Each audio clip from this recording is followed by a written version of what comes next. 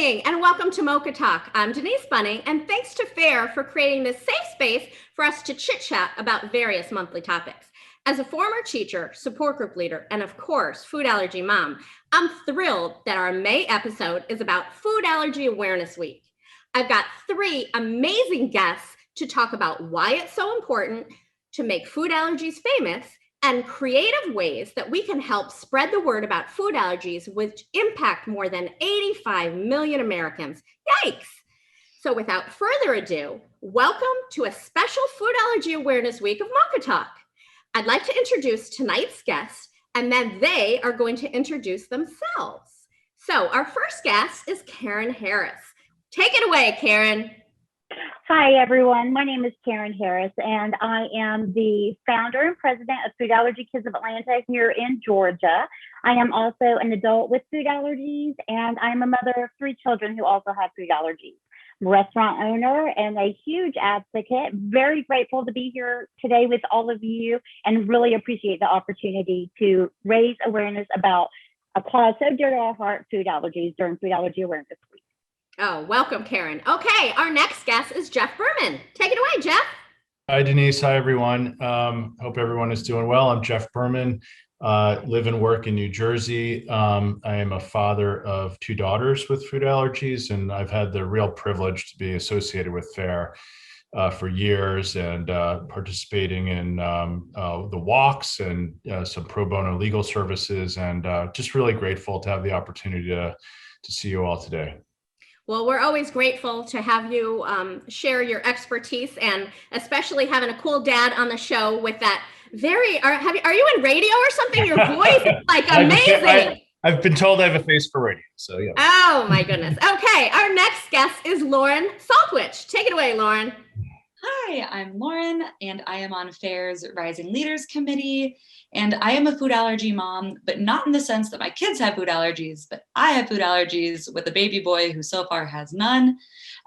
Before I became a mom, I wrote a book called Crying Over Spilled Milk, which covers everything that happened up until I became a mom, providing resources for every facet an adult, a young adult, a teenager would go through handling food allergies, trying to get some more content out there for the adults with food allergies. Wow, yikes. Well, thank you for that. And I can't wait to read the book. That's one I haven't read yet, so I can't wait to read it. So happy Mother's Day and happy start of Food Allergy Awareness Week. FAIR is doing lots and lots of cool stuff to bring awareness. So my first question to the three of you, from your perspective, why is awareness so specifically important for food allergy families? And why does it matter to those who don't have food allergies to be aware? So we're going to start off with you, Karen. Wonderful. Thank you. So Food Allergy Awareness Week is a very important week, and we're very lucky to have the opportunity each year to raise awareness about food allergies. It's about individual well-being, safer environments, and quality of life. And so I think it's really important for food allergic individuals as a mother and an adult with food allergies, because as our children grow up, they go through different stages of life and they experience different things, from school to sports to high school to college, dining out as adults. And so the week gives us an opportunity to continue raising awareness so that we can learn from one another on how to tackle those different stages of life. I can speak to on this from multiple perspectives, because I'm also a restaurant manager and I see individuals come into our restaurant. And so when we raise awareness in the community among the general public, we are creating safer environments for food allergic individuals. I see people come into our restaurants, and it really helps if my staff is aware and educated, because then we can create a safer environment for the patron, whether they're newly diagnosed or they come in, a high school student comes in with a cheerleading team and their parents aren't there. If my staff is aware, then that individual is safe. And so this is a great week for us to be able to get out there and really raise that awareness. Fantastic. I think it's interesting that you wear two hats, right? You've got that perspective of a restaurant, and obviously, especially in this environment and this community, I'm sure everyone is totally picking your brain on that. So thank you for that. How about you, Jeff? Sure. When I think of food allergy awareness, and particularly FAIR's role in it, I think of giving a voice to those impacted by food allergy and food allergy community in general. I'm always fascinated by food allergy being an invisible condition to some extent, right? You don't know if someone has food allergy by looking at them, and the impact and the harm that food can do to people who have food allergies is also invisible in the sense of cross-contamination. And I also find it interesting, that many people that I've come across, including my own kids who have dealt with food allergy, do so with such grace and courage. And sort of ironically, one of the things that oftentimes I see is they don't want to talk about their condition because they don't want it to be seen as a crutch. And I think, that's very, it's just amazing and inspirational, but it sometimes has the, perverse impact of depressing awareness because they don't necessarily want to advertise. And so I think that's where, FAIR and food allergy awareness and other initiatives like that come in, because FAIR is the voice for the community and these kids and adults with food allergy. And it also facilitates a platform by which people that are impacted by food allergy feel more comfortable speaking about it. So I think this is just incredibly critical, so proud to be part of it, and, just so happy to see the progress we're making. Yeah, couldn't agree more. All right, Lauren, out to your turn. Great. It's so important to bring awareness to the food allergy community because it is just growing exponentially. When I was in elementary school in the early 90s, I was the only kid in the whole school, aside from maybe one in a different grade than me, with food allergies. Now there's 2 or 3 in every classroom. So while awareness is on the rise, it's kind of met with a groan. It's like, oh, this person has food allergies. Oh, we've all heard about food allergies. So it's not just about raising awareness. It's also about raising understanding. And you can't really have one without the other. And I kind of talk about this in my book a little bit, where I think that people get annoyed with food allergies because it's the only disability that directly impacts someone else. So think about other disabilities. You go to the park and there's a ramp for people in a wheelchair. Doesn't matter to someone who is able to walk whether they take the ramp or take the stairs. Does not impact their day.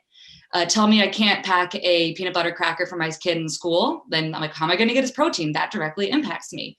So it's a frustrating thing to deal with on both ends. So raising awareness also comes with just teaching making it tolerable and understanding and inclusive. And to that note, I think that it's important for the non-food allergy community to recognize and celebrate and get themselves involved in Food Allergy Awareness Week and just food allergy awareness in general. Is the same reason why men should promote women's rights and white people should promote Asian Pacific Heritage Month, Hispanic Heritage Month, Black History Month. We live in a world that should be inclusive, and there's a world out there bigger than ourselves. It's all just about being a good person, being tolerable, being inclusive. Wow. Like, hello, that everything that you just said. Yes, yes, yes, and yes. Like, fantastically well said. One thing that you said that reminded me is, for me personally, I've always been bothered by the lack of respect that food allergies get. You kind of touched on that. And, Jeff, you talked about it being, hidden. And, that has always bothered me. As a former teacher, I had, kids and little kids. And most of the time, kids are great. Kids are the ones that have no problems with any kind of disabilities. They don't see color. They don't see disabilities. It's the parents, unfortunately, and the adults that have the issues that you have to spend more time educating and getting up to speed. So I always try to, bring it back to elementary school and bring it back to like sharing is caring and all my little like silly, elementary school things, because really when it comes down to it, it is, as you said, it's inclusive. And we want for all people to be inclusive, whether you're food allergic or, any other disability or any other thing that you're dealing with. So, okay, second question. Wow, you guys like knocked it out of the park with that first question. Okay, second question. If we could get the world to collectively recognize how big of a deal this is, what changes do you think we'd see in the real world? How would travel change? How would school change? How would shopping change? Would more big pharma companies stand up and invest? What do you think about that? Okay, back to you, Karen. Okay, so this is a really great question. It's a really great discussion point, because I think looking from multiple perspectives, as an educator in schools, here in Georgia, we're in a lot of schools and we're educating staff, and we're in restaurants. And I think here the key is empowerment and confidence, right? So if you've got individuals like schools and flight attendants and airlines and business owners who are more educated, they are more confident. And it takes a team, right, to create a safe environment. So, and I'll give you an example. When we go into schools, a lot of time, I don't even mention that I have a child with food allergy, because I'm there to support staff. They open up, they tell us, they'll ask questions that they might not necessarily ask a parent, whether it's a question about Chick-fil-A or a question that they're just wondering about. So when we educate them, they build this confidence, they're empowered by it, right? So what that does is it creates a safer environment. Same thing in restaurants. So I think if we just got the word out and people develop a better understanding about food allergies, about the severity, I think quality of life would improve, and people seek, other than the food allergy community, they seek those resources. It helps them also feel confident that they can also create safe environments. So I think it would just be improved quality of life and create by creating safer environments. Couldn't agree more. How about you, Jeff? What are your thoughts about that? Yeah, really good question. And I think that, while it's sort of non-controversial to say that people should do the right thing, I sometimes think there are other things we need to do to incentivize people to do the right thing. And so coming from a for-profit background, I often think about the ways that we can demonstrate that doing the right thing is not just good, but it's good for the bottom line. So, I think a few things that are interesting to me is if you take the airline industry, you can say don't serve peanuts on the flight, but how often are airlines understanding the risk-benefit trade-off between the real need to serve nuts versus liability assessment, risk management, and showing how coming up with better treatments and potentially one day a cure for food allergies should pull big pharma and more investment into the space, right? I do a lot of work with company boards, and ESG, environmental, social, and governance is a huge area right now that I know you're all aware of. And I do think there's space for food allergy, within that framework. So I'm really interested in the convergence of, just good governance and not being shy about saying do it for profit and do it for good, and bringing those things together. Really great answer. Great thoughts about that. Sorry, Karen, go ahead.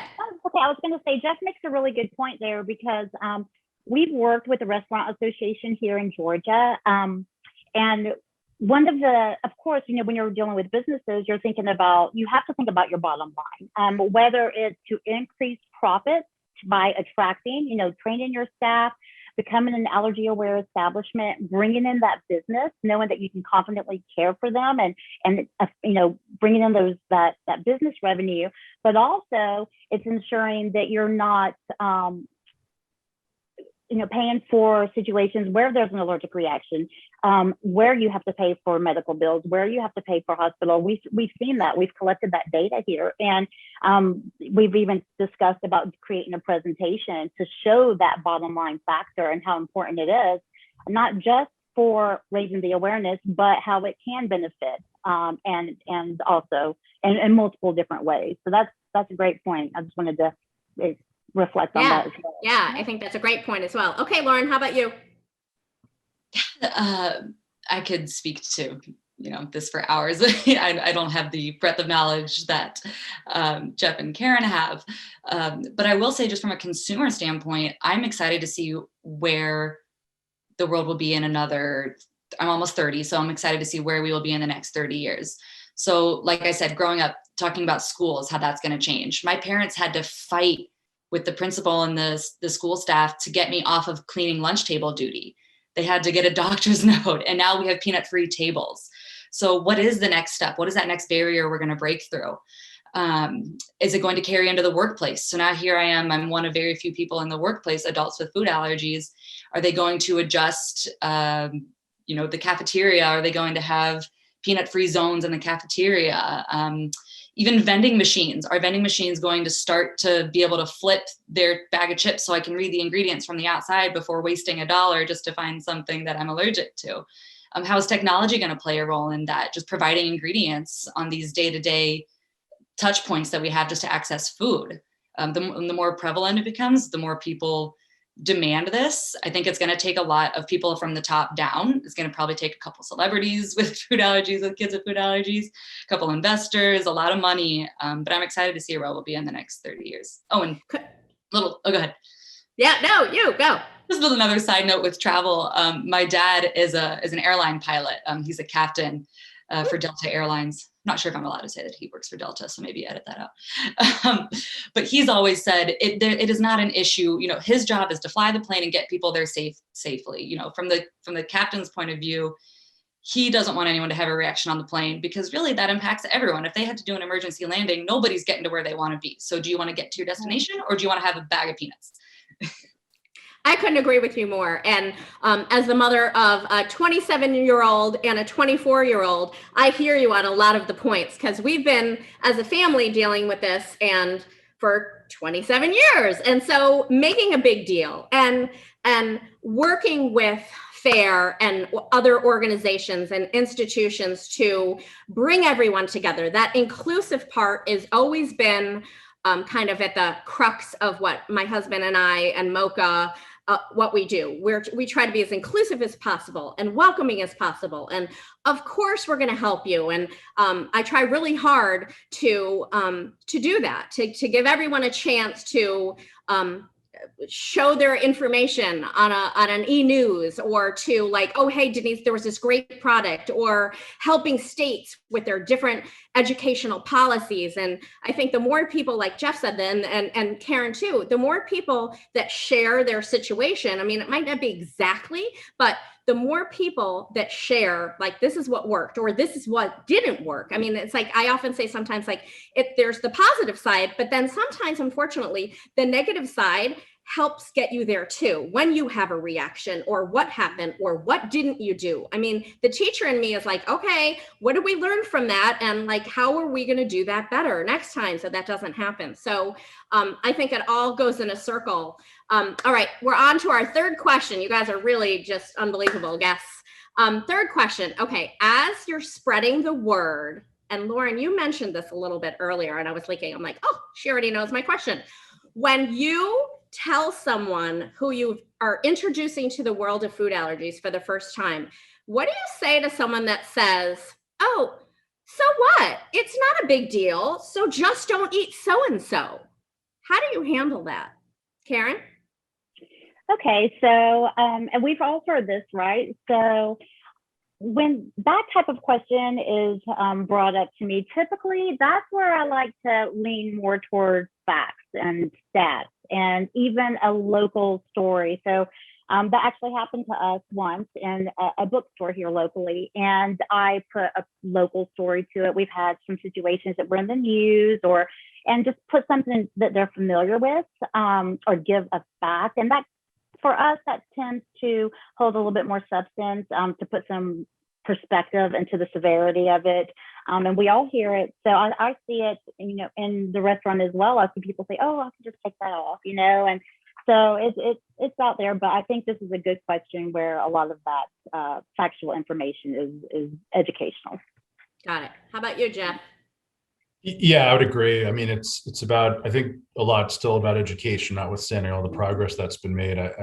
We still encounter a lot of confusion between allergy and intolerances, and annoying reactions and near fatal reactions. And so, it's trying to be calm and educate people. And, one thing that is, I think, still missing is the building the empathy on the psychological impact, and like just the little things that most people take for granted sitting in a conference room and lunch gets wheeled in and everybody gets up and grabs the food, like, there's not, and then having, just thinking about what it's like for somebody who can't do that or has to worry about that. And like those little things that, just add complexity and challenge to people's days. And so I try to, share that anecdotally as well. And I think to humanize it, like Karen said, goes a long way.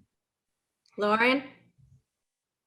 Jeff, when you brought up the food cart being wheeled into the conference room, that's hit me right here. Because Yeah. back when we were in the office a year ago, that happens. So when I met with this question, I feel like my whole life I have focused so hard on making light of it, making not a big deal of it, and almost helping the other person feel comfortable with it instead of addressing my own emotions.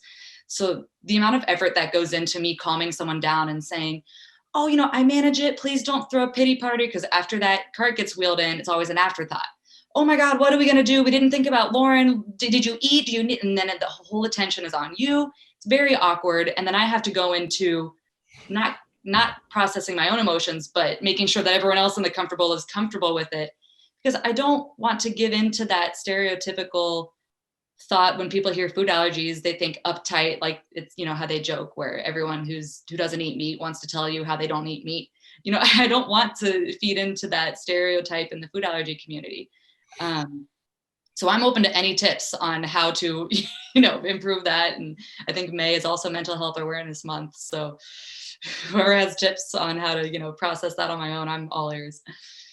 I think it's a really interesting point. It kind of brings me back, my first comment was like, a lot of people don't want to talk about it for that very reason, suppressing awareness and how to strike that balance between, promoting awareness, but not coming across as like, a victim mentality. Mm-hmm. I was going to say, I think it's all of the above, but again, former teacher, I tend to role play when my kids were little. I would say, what if someone said this? What if someone said this? What if someone did this? So I would like to think of it as like a toolkit, right? You got a lot of things to pull out of your toolkit. If someone is aggressive and they're like not believing you, you can pull out the more aggressive. Well, actually, if someone takes a sip or someone takes a bite, that could actually kill someone. Like that's the aggressive, like, or you like while it down to like the medium response. The medium response will, actually, or, we need to make sure that, you go into the medium response and then you go into the nice response. But I do think that role playing and practicing, if someone comes at you, and I only say this because it's been many, many years of practice. I mean, you don't want to get into a yelling match. You don't want to try to be too aggressive. You want to make sure that someone listens and hears. Not everyone is going to be as empathetic as we want. Of course, we want everyone to be, happy and together and inclusive, but that's not always the case. I mean, the world isn't milk and egg and tree nut and peanut and like, so you have to figure out sometimes something is just, sorry, it's not safe. Like if your shellfish are allergic, you probably can't go into a shellfish restaurant where the steam is like, that's probably not going to be a good thing for you. So there's that fine balance, I think, of what's appropriate, what isn't, and how to respond in an educated way to try to lift those people along the way, because you certainly want them to do that. Okay, fourth question. Now we're getting to some fun. All right, so what are you doing this week to spread the word about food allergies? I know this year FAIR is rolling out Teal Takeover. How are you turning up and turning out teal? Karen. Okay, this is the good stuff. So we are just so grateful for the opportunities the virtual platform has allowed us and created all these great outreach opportunities. Unfortunately, some things that we have done in the past, we are not able to do. We usually go to the Capitol and take photos with the governor, meet with them. So this year, what we've done is we have started to call our local legislators to thank them for the work that FAIR has done and the organizations for passing the FASTER Act. A few that didn't join onto that actually went in our state. We've got an appointment set up with her to try to raise a little bit of awareness. So that's one way we're tackling the education and the government side of things with our not being able to go down and meet with the governor. We've got fun stuff. We are hosting a week of virtual activities. We have our medical advisors coming in, and we're going to have a support group meeting for those who maybe have been newly diagnosed with an infant or a child that haven't been able to get out and meet in person this past year or two. We've got a mom's night in versus a mom's night out, where we're going to be talking about travel tips and restaurants and summer vacations and just, helpful, just coffee or wine and helpful tips to get through the summer. We've got our children are getting really involved this year. So we are going to be fundraising for FAIR and other organizations. We have an allergy-friendly bake club, and they are going to get together, and we're going to make allergy-friendly food to both give out and fundraise. My daughter always says she likes to fundraise through, typically we like to create environments where it's not always surrounded around food, but that's not always the case, right? So she likes to advocate through baked goods. So we are going to go give out top 8 allergy-friendly foods to neighbors and friends, her tennis coach, and we're going to decorate them. I've got a little visual here. This is top 8 free cupcakes that she has created, and they've got some food allergy facts on the top, FAIR information, our local organization information, and they're top 8 free. So she likes to advocate, and we're going to be teaching our young chefs to do the same and have them going out into the community. So that's going to be a lot of fun. We've got month-long activities. We're going to be with the Georgia Association of School Nurses with them all month, having a booth at their virtual conference. So we've got a big week planned, and we are really excited about it. Fantastic. And as you all can hear, Karen doesn't sleep. She just keeps on going and going and going. She's got so much energy, and you do so much. So thank you again. Thank you for being here, first of all, but thank you for sharing all that. And I think that I love how your daughter likes to bake and uses that as her tool. And I think that is just so important that, we're all different people. We all like to do different things, and really empowering for her to be able to do that and share what she does and what she loves in a way that, gives her that confidence. That's lovely. Okay, Jeff, how about you? Just really trying to stay engaged with FAIR and do as much as I can. I've recently joined the board of ambassadors, so I'm really excited about that, and it's a huge honor and privilege. And we're also trying to get it involved on the family level as well. One of my daughters is they're both working with the teen advisory group of FAIR. One of them is helping set up a website which will post food allergy friendly recipes in a cookbook created by teenagers. And her sister is hosting a series of YouTube videos talking about experiences with OIT and other treatments to share with peers. Fantastic. It's a family affair, right? That's what we do. So, okay, Lauren, how about you? Yes, great. So for the entirety of Food Allergy Awareness Week, my book, Crying Over Spilled Milk, will be on Amazon for 99 cents. And all 100% of proceeds of books sold will be going to FAIR. Oh, amazing. That's fantastic. Well, let's see. For me, I've already mentioned, so Mocha, our support group, we popped out a special e-news. And obviously, I'm thrilled to be hosting this Mocha Talk with you all. And then, of course, a special shout out to both my sons, because without them, I certainly wouldn't be in the world of food allergy and meeting such amazing people. So really, there's more positive than negative. And I think that, with Mother's Day, and yes, my favorite holiday, just sharing their happiness and laughter. And I've just learned so much. I never would have known anything about food allergies. I really wouldn't have. So it's been a journey for sure, but very, very interesting. All right, here we go. Last question. Finally, we all know FAIR is working tirelessly to give the voice to 85 million Americans impacted by life-threatening food allergies. But it takes amazing people like you all, and yes, money, to do the life-saving work. Every dollar helps. So I'd love for each of you to tell me why any viewer watching should donate to FAIR. And if they're watching on Facebook, why should they push the donate button? Karen?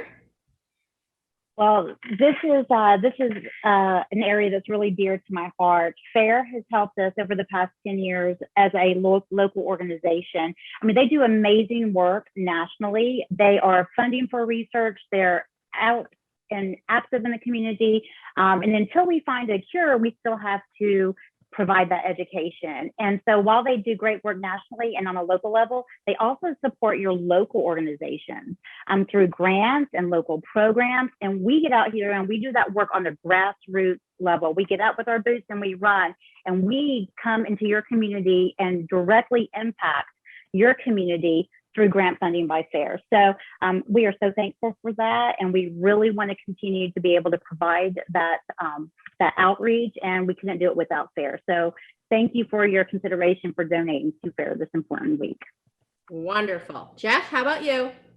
Certainly echo all that. I would just ask people to check out the FAIR website, look at all the myriad initiatives that they participate in and help progress. You don't need to look further than the recent Sesame legislation. And this is not something that people can do on their own. You really, the aggregation here of efforts and funding, really the whole is really greater than the sum of the parts here. So I would encourage anyone with an interest in supporting food allergy awareness to please donate. Lauren? Donate to FAIR, because the people that are making all of these strides for the food allergy community, they genuinely care. FAIR was there when I was a 9-month-old and my poor parents had just figured out that I had food allergies and there was no internet or online research available. FAIR was there for the very few of us, and FAIR is there for everyone today. Fantastic. For me, many people know my motto is kill 'em with kindness. So I'm kindly asking that you consider a donation to FAIR today. And with that, a very, very special thank you to all of my guests. As always, I'm sending each of you love, rainbows, laughter, and gratitude. See you next time. Bye-bye. Bye. Bye.